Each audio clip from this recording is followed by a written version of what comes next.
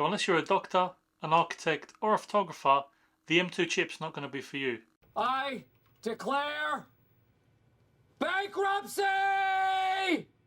I'm just joking, but that's basically what Apple have just said. So since you clicked on this video, I'm sure you've already seen the uneventful event, which is something I didn't think I'd be saying for an Apple release. Let me explain. So before we begin, I think it's important that you understand something. Now, I am a big fan of the Apple iPad range, especially the iPad Pro. In fact, the iPad Pro was the actual reason I switched over from being a lifetime Windows user all the way to Apple. It was even the iPad Pro which started my YouTube journey. Now, I have since moved over to the MacBook Air M1, however, the iPad Pro will always have a special place in my once not so empty wallet. Now, looking through my channel, you're probably going to see a lot of Apple related stuff, and no, I'm not a fanboy. I can just appreciate the build quality and performance that Apple products bring with them. Now, I use a MacBook Air M1 as my main editing machine. I've got an iPhone 14 Pro as my main phone, and until recently I had AirPod Pros as my main earphones. So I guess you could say I was in the ecosystem. But something that just doesn't sit right with me is the way Apple have been marketing their products recently, which could very well mislead you into buying the wrong product and something you may not well need.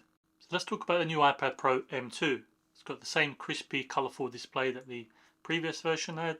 Got the same speakers, got the same camera, probably the same microphone. Battery life's about the same. We've got 5G, we've got Face ID, 2nd gen Apple Pencil support, and the Magic Keyboard. So you're probably thinking, well, what's actually changed?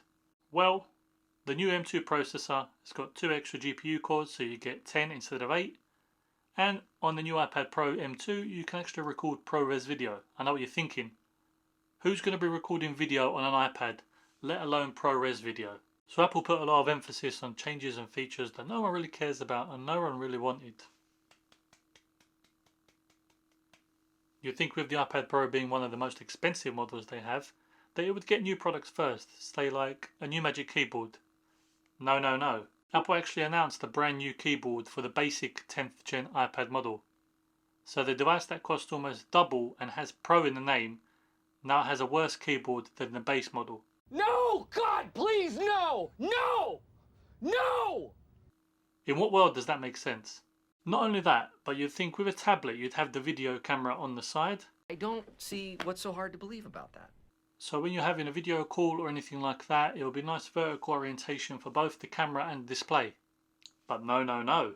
Everything is wrong! So not only did Apple decide not to add that to the iPad Pro range, the new one, but they just spit in the face of Pro users and added it to the base 10th gen model instead. Come on! Michael! Open your mouth! No, Michael! Again, these are things that people have been asking for the Pro range for such a long time. You'd think the iPad with the better speakers, camera, display, and being targeted at Pro users would get these updates, and you won't have to look like the eye emoji when you're trying to get on a video call with someone. Apple, I'm not angry, I'm just very disappointed.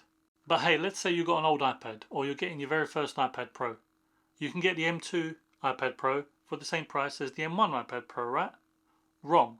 Even with the minimal upgrades, the M2 is going to cost you a fair bit more than the M1.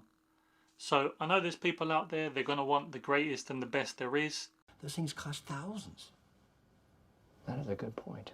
That's your soon-to-be empty wallet, not mine. So feel free to buy the M2 iPad Pro if you really want it.